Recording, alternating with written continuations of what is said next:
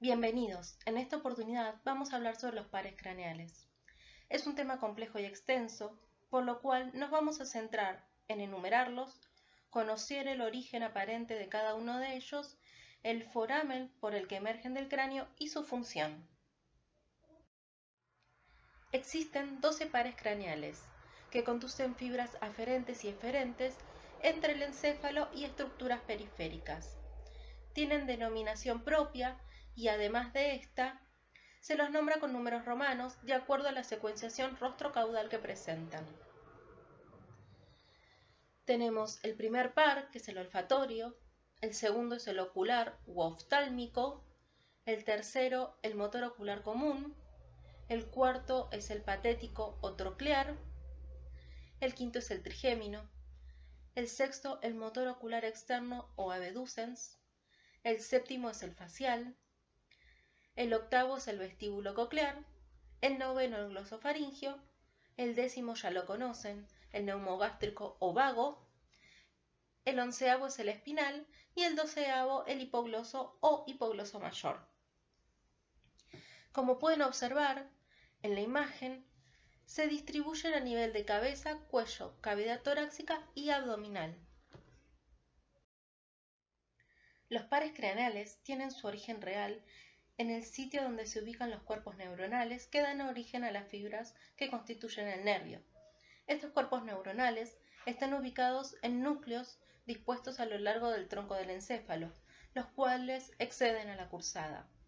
Los pueden ver en la imagen de la izquierda para los que gusten. En cambio, el origen aparente en la imagen del lado derecho es el sitio de emergencia del nervio hacia la superficie, lo cual vamos a ver más en detalle. En esta diapositiva vemos el origen aparente de los pares craneales, en la cual en las imágenes vemos tanto una vista anterior como la posterior del tronco del encéfalo. En la vista anterior del tronco del encéfalo vamos a ver de superior a inferior en la imagen al mesencéfalo, a la protuberancia y al bulbo raquídeo con sus pirámides y olivas. Los pares craneales, como ya dijimos, su origen aparente va a ser a este nivel y vamos a ver que el primer par craneal va a tener su origen aparente en el bulbo olfatorio. El segundo par craneal, que es el óptico, va a tener su origen aparente en el quiasma óptico. El tercero en la fosa interpeduncular del mesencéfalo. El cuarto, en la imagen de la derecha, la pequeña, se puede ver a ambos lados del frenillo, por debajo de los tubérculos cuadrigéminos inferiores en la cara posterior del mesencéfalo. Es el único par craneal que emerge por detrás. El quinto, o trigémino, se lo puede observar nuevamente en la imagen de mayor tamaño en la cara anterior lateral de la protuberancia. El sexto se ubica en el surco bulboprotuberancial, el séptimo o facial en la fosita supraolivar. El octavo, el vestíbulo coclear, va a salir del tronco del encéfalo por la fosa lateral del surco del bulbo protuberancial. El noveno, el décimo y el onceavo par craneal tienen origen aparente en el surco retroolivar y el doceavo par craneal tiene su origen aparente en el surco preolivar. Y en esta diapositiva lo que vemos es el orificio de salida o entrada de los pares craneales a nivel de base de cráneo. El primer par craneal o olfatorio lo vamos a ver ingresar a nivel de la lámina cribosa del etmoides. El segundo a nivel del conducto o foramen óptico. El tercero, cuarto, rama oftálmica del trigémino, que sería el quinto par craneal, y el sexto par craneal lo vamos a ver en la fisura orbitaria superior o hendidura esfenoidal. La rama maxilar del trigémino lo vamos a ver en el agujero redondo mayor. La rama mandibular o maxilar inferior en el foramen oval. El séptimo par craneal va a emerger del cráneo en el conducto auditivo externo y por el foramen mastoideo. El octavo por el conducto auditivo externo. El noveno, 10 y 11avo pares craneales salen por el agujero rasgado posterior o yugular. Y por último, el nervio hipogloso mayor sale por el cráneo por el agujero condilio anterior o conducto del hipogloso. Ahora veremos cada par craneal en particular. El primer par craneal, o olfatorio, va a ser el que nos va a permitir percibir los olores, por lo tanto tiene una función sensorial. Como vemos en la imagen de un corte sagital, observamos la cavidad nasal, la mucosa olfatoria con su epitelio. Están siempre húmedos. Esto permite que las partículas odoríferas se disuelvan y que contacten con sus receptores en el epitelio olfatorio a nivel del techo de las fosas nasales y el cornete inferior. Los filetes nerviosos atraviesan los forámenes de la nave acribosa del hueso etmoides y de allí ingresarán al cráneo, formarán el bulbo olfatorio, que será el origen aparente de este par craneal. De allí saldrá el tracto o cintilla olfatoria que proyectará a la corteza donde los estímulos odoríferos se harán conscientes. Además de proyectar a otras estructuras donde se obtendrán respuestas relacionadas con lo emocional o motriz, por ejemplo, para generar una cara de desagrado cuando un olor no nos gusta o una cara relacionada con el placer cuando el olor nos gusta. El segundo par craneal es el oftálmico u óptico. Los estímulos visuales son captados por el receptor, que son los conos y bastones de la retina. Sus axones forman el nervio óptico que ingresa por el foramen óptico. El estímulo llega al quiasma óptico donde parte de las fibras se entrecruzan con el nervio contralateral.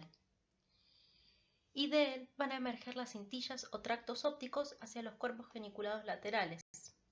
Van por las radiaciones ópticas hasta llegar a la corteza visual en el lóbulo occipital. El nervio oftálmico nos permite ver, pero los pares craneales 3, 4 y 6 hacen posible los movimientos oculares y de acumulación. Para adentrarnos en el tema, vamos a ver muy acotadamente la estructura ocular y sus músculos intrínsecos y extrínsecos. El globo ocular es un órgano par, esférico, algo aplanado de arriba hacia abajo y que está formado por 3 capas. La más externa, fibrosa o esclerocorneal, la media, vascular o uvea, donde la porción anterior vamos a tener el cuerpo ciliar y el iris, y la capa más interna formada por la retina y el epitelio pigmentario.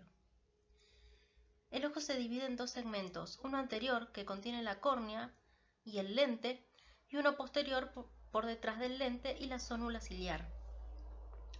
Para no extendernos mucho, lo que vemos aquí es un corte transversal de globo ocular donde podemos ver en amarillo las estructuras que son sensibles a la luz. Lo importante de esto es que terminan formando el segundo par craneal, que ya lo vimos hace unos minutos.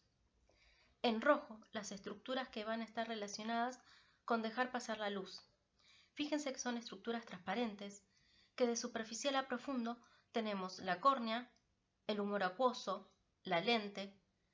Hacia atrás tenemos el cuerpo con el humor vítreo y recuerden que la pupila es un foramen cuyo diámetro es modificable para que pase más o menos luz hacia las estructuras que van a reaccionar a la luz. En verde están las estructuras que nos interesan a nosotros y vamos a ver el iris y el cuerpo ciliar. A mayor aumento, vemos que el cuerpo ciliar se extiende hasta la raíz del iris y contiene en su interior el músculo y procesos ciliares, que presentan fibras radiales y circulares. La contracción de este músculo ciliar lleva la coroides hacia adelante, relajando las fibras de la zónula, haciendo que el lente se haga convexo para una visión cercana. El iris contiene células musculares que corresponden al esfínter y al dilatador de la pupila. Por lo tanto, estos músculos que están adentro del ojo se van a encargar de modificar el diámetro de la pupila y de fijar la vista. Los músculos extrínsecos del ojo se insertan en la cara externa de la esclerótica.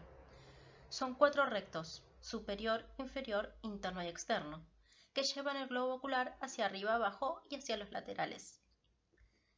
Existen 2 músculos oblicuos.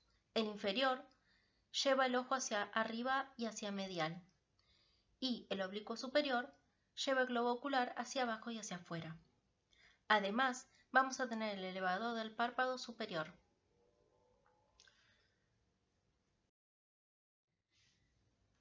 Estos músculos van a estar inervados por los pares craneales 3, o motor ocular común o oculomotor, el cuarto, que es el patético troclear, y el sexto, que es el motor ocular externo o abducens, que si bien, como mencionamos antes, tienen un origen aparente diferente en el tronco del encéfalo, todos van a salir del cráneo por la fisura orbitaria superior o hendidura esfenoidal. El tercer par craneal, u oculomotor o motor ocular común, con su rama para el ganglio ocilar, dará inervación a los músculos intrínsecos del ojo y a los músculos extrínsecos elevador del párpado, recto superior, recto interno e inferior, y al músculo oblicuo inferior.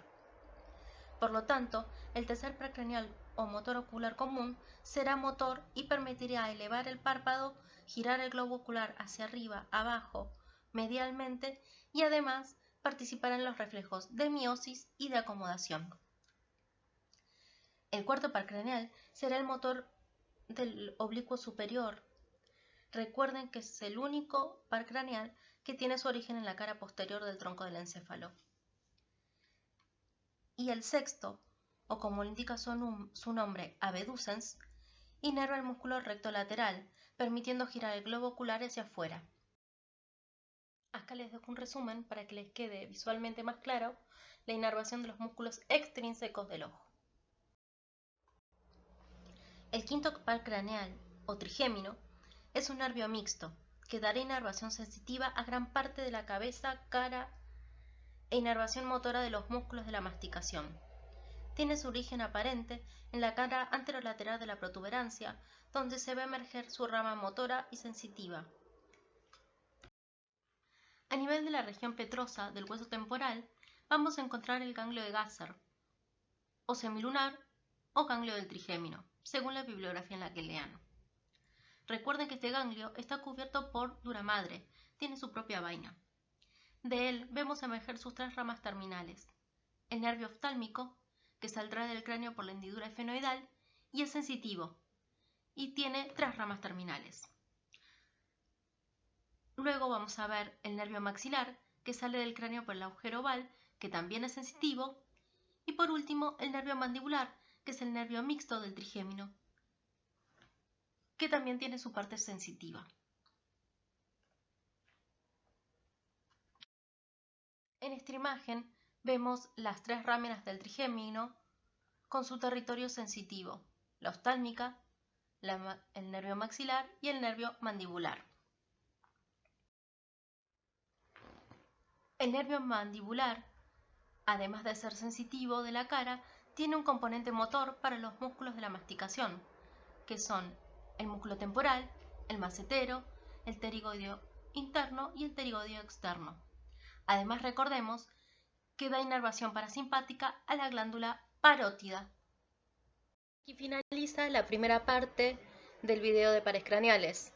Continuará en la segunda parte.